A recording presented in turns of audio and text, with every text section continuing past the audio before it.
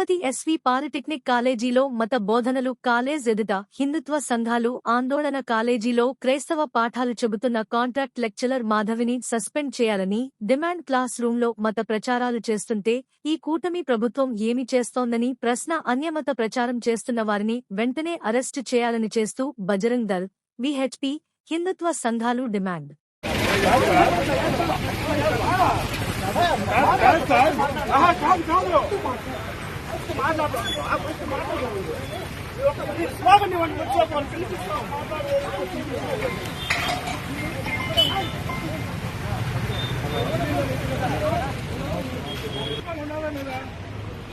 ఇంట్లో